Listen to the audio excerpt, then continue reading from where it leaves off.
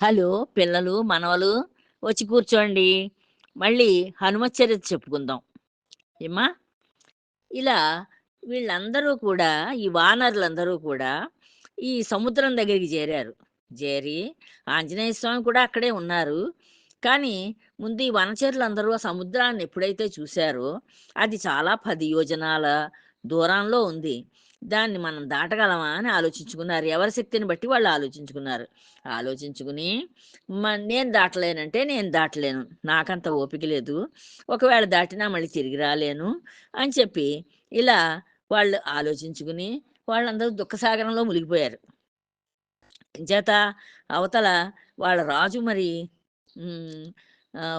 వెళ్ళి మీరు సీతాదేవిని చూసి రండి అని చెప్పి పంపించాడు. పంపిస్తే ఇప్పుడు మేము చూడలేదు అని వెడితే ఆహ్, ఆయన ఏం చేస్తాడో తెలీదు. ఈ రాముడికి మాటిచ్చొచ్చారు. మేము ఎలాగోలాగా చూసి వస్తాము అని చెప్పి దక్షిణ దిక్కు వచ్చిన వాళ్ళు. అందుకని ఏం చేయడానికి తోచక పాపం అంత శక్తి లేదు ఎల్లాగా అని చెప్పి అలాగా ఈ దుఃఖసాగరంలో మునిగిపోయి పాపం అలా బాధపడుతూ కూర్చున్నారు. కూర్చుంటే అప్పుడు వీళ్ళందరిలోనూ పెద్దాయన ఒక ఆయనున్నాడు. ఆయన జాంబవంతుడు ఆయన పేరు. ఆయన ఏం చేశాడు, హనుమని చూశారు. హనుమని చూసి, "నాయనా హనుమా! నువ్వు నీ శక్తి సామర్థ్యాలన్నిటిని నేను ఎరుగుదునయ్యా. నువ్వు చిన్నప్పుడే సూర్యమండలానికెళ్ళిపోయావు సూర్యుడి దాకాను. అంచేత నువ్వేం భయపడకు నాయనా. నీ నువ్వు ఈ సముద్రాన్ని లంఘించు. దా దాటి వెళ్ళు. దాటి వెడితే నువ్వు వెళ్ళగలవు" అని చెప్పి ఆహ్, ఈయన శక్తి సామర్థ్యాలని గుర్తు చేశారు. అప్పుడు నువ్వెప్పుడైతే సముద్రం ఘోష పెడుతోంది. చాలా ఆహ్, సవ సన్ సవ్వడి చేస్తోంది. కెరటాలొచ్చినప్పుడు ఏముంది? సముద్ర ఘోష అంటారు దాన్ని. అలాగా చాలా ఆహ్, హడావిడి చేస్తోంది కానీ, నీ చేతిలో ఓడిపోతుంది. సముద్ర ఘోష ఇంకా నువ్వు గనక బయలుదేరావంటే, నిన్నేం చేయలేదా ఆ సముద్రం కూడాను. నువ్వు బయలుదేరవయ్యా అని చెప్పారు. ఈ జాంబవంతుడు. చెప్పేసరికి ఆయనకి అప్పటికి ఆయన శక్తి ఏమిటో గుర్తొచ్చింది. గుర్తొచ్చి ఆహ్, "నీ నీ కీర్తి కూడా చక్కగా పెరుగుతుంది నాయనా" అని చెప్పారు. అని ప్రోత్సహించేసరికి వెంటనే హనుమ ఏం చేశాడు, ఉత్సాహం వచ్చింది ఆయనకి. ఉత్సాహం వచ్చి, "ఓ కపివీరులారా! దుస్తరమైన ఈ వారధిని లంఘిస్తాను. ఈ సముద్రాన్ని నేను దాటతాను. మీరేం భయపడకండి" అని చెప్పారు. చెప్పి ఆయన లంకని చేరతానని చెప్పారు. ఈ సముద్రాన్ని దాటితే అవతల పక్క వాళ్ళ లంకుంది. అంచేత లంకని చేరతాను. సీతాదేవిని దర్శిస్తాను. దర్శించి రామకార్యాన్ని నెరవేరుస్తాను. రాముడికి మాటిచ్చొచ్చాను కదా! మీరు చెప్పినట్లుగా లంకలోకెడతాను. నేను సీతాదేవి ఎక్కడుందో అక్కడ వెతికి మీకు శుభవార్త చెప్తాను. మీరు బాధపడకండి అని చెప్పి ఆయన ఓదార్చొచ్చారు. ఈ ఆంజనేయ స్వామి. చేత నేను లంక చేరతాను. సీతాదేవిని చూస్తాను. రామకార్యాన్ని నెరవేరుస్తాను అని చెప్పారు.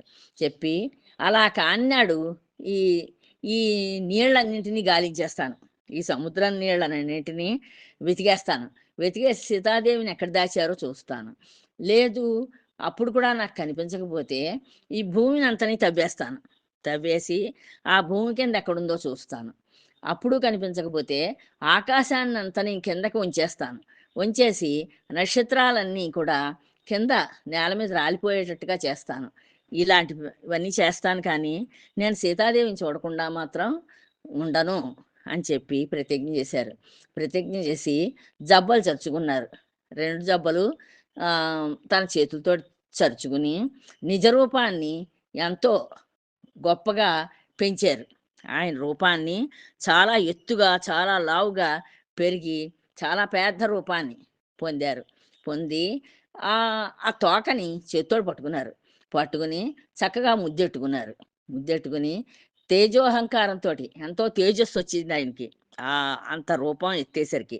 ఆ రూపంతోటి, ఆ తేజస్సుతోటి, ఆ గొప్ప ఆకారంతోటి ఈ సముద్రుడి వైపు తిరిగారు. తిరిగి అలా చూస్తూ ఉండిపోయారు. స్థిరంగా ఉంచి చూపుల్ని ఆహ్, ఈ రాముని ధ్యానించారు. ఈ ఆంజనేయ స్వామి. రాముడిని ధ్యానించి, రాముడికి నమస్కరించుకొని ఆహ్, మనస్సంతా చక్కగా ఆనందంతో నింపుకున్నారు. నింపుకొని ఆ పక్కనే ఉంది ఒక పర్వతం. ఆ పర్వత శిఖరానికి ఎక్కేశారు. పర్వత శిఖరానికి ఎక్కి లంక వైపు చూశారు. లంక వైపు చూసి హ్మ్. ఆహ్, ఆ దృశ్యాన్ని చూడటానికి వచ్చిన ఈ దేవతలందరూ ఉన్నారు ఆకాశంలో. వాళ్ళు బృందాలుగా, గుంపులు గుంపులుగా చూస్తున్నారు. ఈ ఆంజనేయ స్వామి ఏం చేస్తారా అని. ఆహ్, వాళ్ళనుకుంటున్నారట. లంకకి చేటు మూడిందిరోయ్ అనుకున్నారట. రావణుడికి కీడు మూడింది. రావణుడు ఇంక చచ్చిపోవడం ఖాయం అని చెప్పి వాళ్ళు వాళ్ళ కంఠాలు గొప్ప గొప్ప గొప్ప ఎక్కువ క ఎక్కువ ధ్వనితోటి కంఠాలతోటి ధ్వని వచ్చే కంఠాలతోటి వాళ్ళు హర్షధ్వానాలు చేశారట. రాముడికి జై, ఆంజనేయ స్వామికి జై అని చెప్పి వాళ్ళు చక్కగా వీళ్ళని ఈ ఆంజనేయ స్వామిని పొగుడుతున్నారు. రాముడికి శుభం కలగాలని చెప్పి దీవిస్తున్నారు. ఇలా ఈ వాలాన్ని తిప్పుతున్నాడు. ఆయన ఈ ఆంజనేయ స్వామి తన తోకని తిప్పుతూ ఉంటే ఎక్కువ సుడిగాలి వచ్చేస్తోందట. ఎంతో గాలి. ఆయన చాలా పెద్ద మనిషి అయిపోయారు కదా! చాలా ఎత్తుకు ఎగిరిపోయారు కదా! ఎత్తుకు ఎగిరిపోవడంతోటి ఆ తోకని అలాగా గాలిలో తిప్పుతూ ఉంటే బోలెడంత గాలొస్తోంది దాని నుంచి. అలా ఆ గాలిని సృష్టించి ఈ లవణ సముద్రాన్ని అంటే అది అంతా ఉప్పు సముద్రం. ఆ ఉప్పు సముద్రాన్ని దాటుతున్నారు. దాటుతూ ఉంటే ఆయన వెళ్ళే వేగానికి ఆయన వాయువేగంతోటి, మనోవేగంతోటి వెళ్ళిపోతున్నారు. వెళ్ళిపోతూ ఉంటే ఆ వేగానికి భూమి మీదున్న మట్టంతా మేఘాలుగా ఏర్పడిందిట. ఈ దుమ్మంతా హ్మ్. ఓ మేఘాలుగా ఏర్పడి, అసలు ఈయన ఎలా వెడుతున్నారో చూద్దామంటే కనిపించడం లేదుట. ఈ ఆంజనేయ స్వామి అంతరూపం గూడా ఆ దుమ్ము మేఘాల్లో ఉండిపోయింది తప్పించి ఆయన అసలు పైకి కనిపించటం లేదు. ఆహ్, ఈ ఈయన సీతాన్వేషణ నిమిత్తం వెడుతున్నాడు. ఈ పండితులు వాళ్ళు ఉంటారే, ఆ పండితులు అనుకుంటున్నారట, ఈయన సీతని చూడ్డానికి వెడుతున్నారు ఆకాశ మార్గంలోను. ఈ హనుమ ఆహ్, ఆహ్, వెన్ తోటి ఈ భూదేవి కూడా వెడుతోందా అనిపిస్తోందట వాళ్ళకి. ఈ భూదేవి కూడా భూమిలోంచి పుట్టింది ఈ సీతాదేవి. అంచేత ఆహ్, వాళ్ళనుకుంటున్నారట, ఈ భూదేవి కూడా ఈ ఆంజనేయ స్వామి వెనకాల వెళ్ళిపోతోందేమో, నా కూతురిని నేను కూడా చూసుకుంటాను నాయనా నీతోటి పాటొచ్చి అని చెప్పి వాళ్ళు అలా ఆలోచిస్తున్నారట. ఈ పండితులు ఆహ్, బాగా చదువుకున్న వాళ్ళును. అంట్ ఈ ఇలా అని అలా అనుకున్నారు. అతని సింహగర్జనలకి కొండలు ప్రతిధ్వనించాయట. ఆయన గట్టిగా అరుస్తూ వెడుతున్నాడు. ఆ అరుపులకి చుట్టూ ఉన్న కొండలన్నీ కూడా మళ్ళీ ప్రతిధ్వనిస్తున్నాయట. మళ్ళీ ఈయనెలా అరుస్తున్నారో, ఆ ధ్వని ఇంకా గొప్పగా ఆ కొండ గుహల్లోంచి బయటకొస్తోందట. ఈయన గమన వేగానికి సముద్రం 2 పాయల కింద విడిపోయిందట. విడిపోయేసరికి అడుగునున్న సప్తపాతాళాలు కనిపిస్తున్నాయట అందులోంచి చూస్తేను. ఆ ఖాళీ ప్రదేశంలోంచి కిందకి గనక చూస్తే మన భూమి అడుగున మళ్ళీ 7 పాతాళ లోకాలుంటాయి. ఆ 7 పాతాళ లోకాలు కనిపిస్తున్నాయా అనిపించేటంతటి లోతుకి ఆహ్, ఆ సముద్రం అలా విడిపోయిందిట. 2 పాయల కింద. ఈ రామకార్యార్థమై వెడుతున్నాడు కదా! ఈ హనుమ. ఆయనకి సముద్రుని ఆజ్ఞ మేరకి ఈ సముద్రుడు ఏం చేశాడు, ఆయనలో దాముకున్నాడు మైనాకుడనే ఒక పర్వతరాజు. ఆ పర్వతాన్ని పిలిచి, "నాయనా మైనాక, ఆంజనేయ స్వామి రామకార్యం మీద లంకకెడుతున్నారు. ఆయన హ్మ్, చాలా అలసిపోతున్నారు. ఆయన అలసట తీరడానికి నువ్వు కాస్త ఆయనకి ఆతిథ్యాన్నిచ్చి ఆయనకి కూర్చుందుకు కూడా నువ్వు కొంచెం చోటు కల్పించు. కొంచెం సేపు విశ్రాంతి తీసుకొని మళ్ళీ బయలుదేరతారు" అని చెప్పేసరికి, ఈ మైనాకుడు ఈ వాయువేగంతోటి వెళ్ళిపోతున్న ఈ ఆంజనేయ స్వామికి అడ్డంగా నిలబడ్డారట. అడ్డంగా ఎప్పుడైతే వచ్చారో, ఈ హ్మ్, ఆంజనేయ స్వామికి కోపం వచ్చింది. కోపం వచ్చి, "ఏ రాక్షసులో మాయ పన్ని నాకిలాగా అడ్డంగా నిలబడ్డారు" అని చెప్పి ఆయన గుండెలతోటి ఆ పర్వతాన్ని ఢీకొట్టారట గట్టిగాను. ఢీకొట్టేసరికి ఈ పర్వతం ఒక్కసారి వెనక్కి, ముందుకి కొంచెం తూలినట్టుగా తూలి, మళ్ళీ నిలదొక్కుని మనుష్య రూపాన్ని పొంది, ఓ ఓ కపిశ్రేష్ఠ, అంటే ఓ వానరా, నేను సర్వలోకహితాన్ని కోరి పెడుతున్నాను. నువ్వు నీకు అపకారం పెట్టలేదు నేను. నువ్వు ఈ సర్వలోక హితాన్ని కోరి నువ్వు పెడుతున్నావు. నీకు నేనేం అపకారం తలపెట్టలేదయ్యా. సముద్రుడు నన్ను ఆజ్ఞాపించాడు. ఓ మైనాక నువ్వు ఆయనకి ఆతిథ్యాన్ని ఇయ్యని. అందుకని నీకు ఆతిథ్యం ఇవ్వడం కోసానని కొంచెం కందమూల ఫలాలు తృప్తిగా నువ్వు తినేసి మార్గాయాసం కొంచెం తీర్చుకుని మళ్ళీ నీ ప్రయాణాన్ని సాగిస్తావని నిన్ను నా నా మీద నా పర్వతం మీద నా మీద కూర్చుని కాసేపు విశ్రాంతి తీసుకుంటామని వచ్చా అడ్డంగా నీకు నిలబడ్డానయ్యా నిన్ను పిలవడానికి. అంతేనే కానీ నీకేం నేను కీడు తలపెట్టలేదు అని చెప్పాడు. చెప్పేసరికి ఈయన సంతోషించి, సరే అయితేను నువ్వు మంచి నాకు మేలు తలపెట్టావు కనుక నీకు మేలు కలుగుగాక అని చెప్పి ఆయన దీవించేసి వెంటనే మళ్ళీ ఆగలేదు ఆయన. ఆగకుండా నేను రామకార్యార్థినై పెడుతున్నాను అంచేత నేను ఆలస్యం చేయడం మంచి పని కాదు అని చెప్పి ముందుకెళ్ళిపోయాడు. వెళ్ళిపోతే మధ్యలో తనకంటే ఇంకా పెద్ద శరీరాన్ని కలిగిన ఒక సురస అనే ఆవిడ అడ్డం వచ్చింది. అడ్డం వచ్చేసరికి ఈయన ఏం చేశాడు, సూక్ష్మ రూపాన్ని ధరించాడు. అప్పుడు అంత పెద్ద శరీరాన్ని చిన్నదిగా చేసేసుకుని ఆయన ఆవిడ పొట్టలోకి దూరిపోయి ఒకసారి మళ్ళీ బయటకు వచ్చేసాడు. బయటకు వచ్చేసి మళ్ళీ ఆయన ప్రయాణాన్ని సాగించాడు. సూర్యుడు ఎలాగైతే రాహువు మింగేసి మళ్ళీ వదిలేస్తే ఎలా ఎంత ప్రకాశంగా ప్రకాశిస్తాడో అలా ప్రకాశిస్తూ మళ్ళీ ఆయన గరుడ వేగంతో, గరుడు అంటే గ్రద్ద ఎంత వేగంగా వెళ్ళిపోతూ ఉంటుందో ఆకాశంలోనూ అంత వేగంతో తన లక్ష్యాన్ని చేరుకోవడం కోసానని వెళ్ళిపోతున్నాడు. ఈ 100 యోజనాల విస్తీర్ణం ఉంది. అది 100 మైళ్ళ విస్తీర్ణంలో ఉంది. ఆ సముద్రం అంత వెడల్పు ఉంది. దాన్ని దాటి తీరాన్ని చేరి దిక్కుల్ని చూస్తున్నాడు. అన్ని దిక్కులా ఓసారి చూసుకున్నాడు. చూసుకుంటే అన్ని అన్ని రకాల వృక్షాలు ఉన్నాయి అక్కడ, అన్ని రకాల చెట్లు ఉన్నాయి. ఆ లంకా నగరం కనిపించింది. కనిపించేసరికి ఈయన అక్కడ సువేలాచలం అనే పర్వతం ఒకటి ఉందిట. ఆ పర్వతం మీద దిగాడు ఈ ఆకాశంలోంచి. ఆ పర్వతం మీద దిగి ఈయనకి ఎదురుకుండా చూస్తే లంక కనిపిస్తోంది. ఆ లంక ఎలా ఉందిట,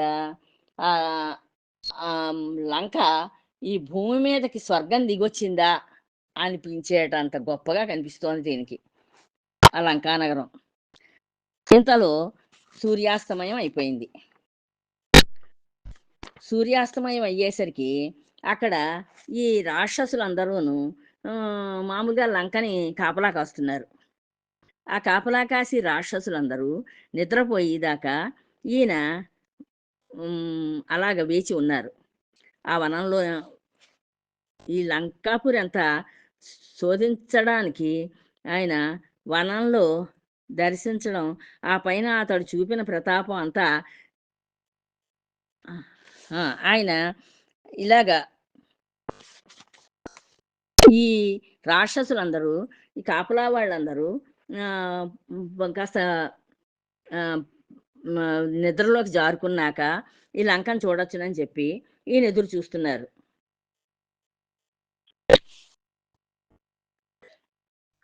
దేవి సీత ఈ ఆంజనేయ స్వామి ఆ లంకా నగరం అంతా తిరిగి చూశాడు నీకోసానని.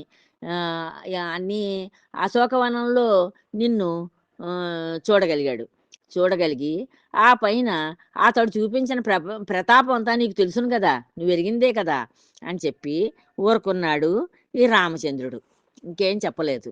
అప్పుడు ఈ వశిష్ఠుల వారు శతానందుడికి చెప్తున్నారు ఈ కథ అంతాను. వశిష్ఠుల వారు శతానందుడికి చెప్తూ ఉంటే శతానందుడు అన్నాడు, ఓ మునీంద్ర, పరమ కరుణాకర పావని అయిన ఆ ఆంజనేయ స్వామి లంకని వెతకడం, సీతా దర్శనం జరగడం, లంకా దహనం చేయడం ఇలాంటివన్నీ జరిగాయి కదా, ఆ వృత్తాంతాలన్నీ కూడా నాకు తెలియచెప్పండి, వినాలనుంది అని ఆ మహర్షిని అంటే వశిష్ఠుల వారిని ప్రార్థించాడు శతానందుడు. అప్పుడు మళ్ళీ ఈ కథ మళ్ళీ చెప్తున్నారన్నమాట. ఈ సరిలేని సాహస విలాసాలు గల ఈ హనుమ అలా లంకను సమీపించి భటులు కలకలం తగ్గేదాకా ఎదురు చూశాడు. అలా ఉన్నాడు కదలకుండాను. క్రమంగా లంకలో కోలాహలం అంతా తగ్గింది. తగ్గిన తర్వాత ఈ కోట కాపలా కాసి వాళ్ళున్నారే, వాళ్ళు గురకలు పెట్టడం ప్రారంభించారు. సరే అయితే వీళ్ళు బాగా నిద్రపోతున్నారు కదా అని చెప్పి అర్థం చేసుకున్నాడు. ఈ కోలాహల ధ్వనులు ఎప్పుడైతే తగ్గిపోయాయో, ఈయన ఏం చేశాడు, ఆహ్, ఈ ఈ దైత్యకాంతలు, ఈ రాక్షస కాంతలు అందరూ ఉన్నారే ఆడవాళ్ళు, వాళ్ళు ఈ కటువు మాటలు మాట్లాడడం కూడా అవి కూడా తగ్గాయి.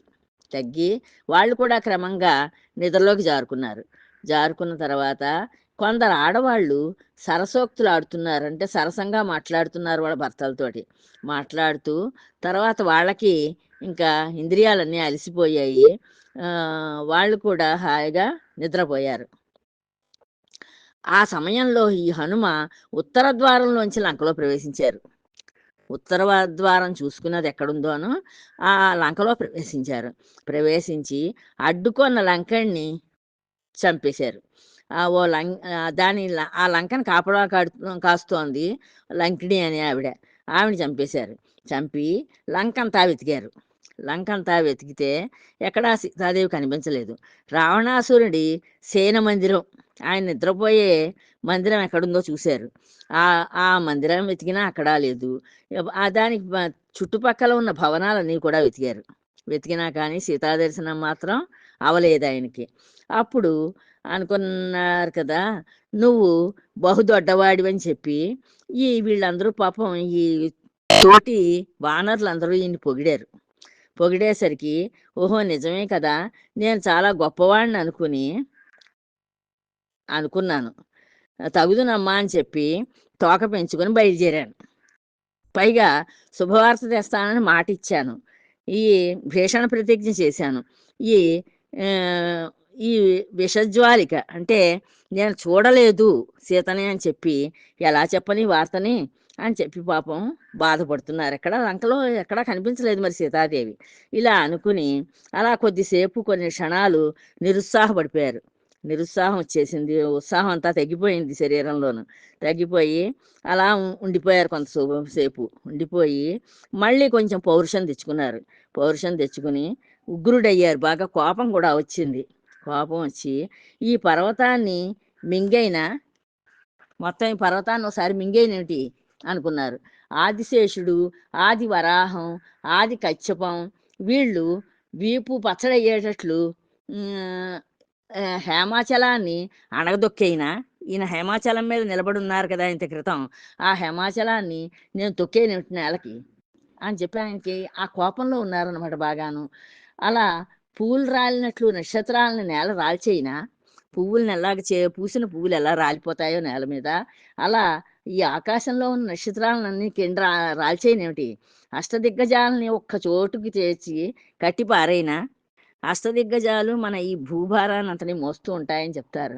వాటన్నింటినీ ఒకే చోటుకి లాక్కొచ్చేసి వాటిని కట్టి పారైనా, ఇంత చేస్తే కానీ ఈ బ్రహ్మ, శివుడు, దే దేవేంద్రాది దేవతలు వీళ్ళు నాకు సీతా సాధ్వి ఎక్కడుందో చెప్పేటట్టుగా కనిపించడం లేదు.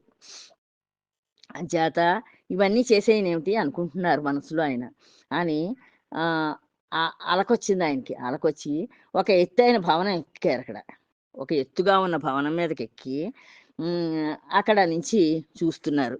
చూస్తూ ఉంటే కొద్ది దూరంలో సూర్యకిరణాలు కూడా కిందకి సోకడానికి లేదు. సూర్యకిరణాలకు కూడా కిందకి వెళ్ళవన్నమాట. అంత దట్టమైన ఒక బాగా తీగలతోటి ఆ చెట్టు తీగలతోటి వాటితోటి అల్లుకుపోయింది. అసలే దానికి కొమ్మలుంటాయి. ఆ కొమ్మల మధ్యన తీగలు అల్లుకున్నాయి. రకరకాల తీగలు అల్లుకుని అసలు సూర్యకిరణాలు కూడా కిందకి దిక్కకుండా ఉన్నాయి. అలాంటి ఒక సింసుపా వృక్షాన్ని చూశారాయన. చూసి ఆయన ఏం చేశారు, ఒకవేళ సీతాదేవి ఇక్కడ ఉందేమో అనుకుని ఆయన సంకల్పించుకున్నారు. సంకల్పించుకుని అలా ఎప్పుడైతే మనసులో అనుకున్నారో ఆయనకి శుభ శకునాలు కనిపించాయట. ఆ శుభ శకునాలు కనిపించేసరికి ఆయన సంతోషంతోటి ఆ మేడ మించి ఒక గంటలు కూడా మోగేటి కొన్ని. ఓహో! నాకు ఇప్పుడు శకునాలు కనిపించాయి కనుక ఇక్కడే ఉండుంటుంది ఈ సీతాదేవి అనుకుని చిన్న శరీరాన్ని పొందారట మళ్ళీను. బాగా చిన్నగా అయిపోయి ఈ శింసుపా వృక్షం దగ్గరికెళ్ళారు. వెళ్ళి దాని మీదకెక్కారు. ఎక్కి దాని మొదలు భాగం అక్కడ ఎవరున్నారు, ఏమిటి చూద్దామని నెమ్మదిగా ఆ తీగలయి తప్పించుకుని, ఆ చెట్టంతా తీగలతోటి అల్లుకుని ఉంది కదా! ఆ తీగల మధ్యలోంచి దాన్ని కొంచెం తప్పించుకొని కిందకి చూసారట. చూస్తే అక్కడ కొంతమంది రాక్షస స్త్రీలు కనిపించారట.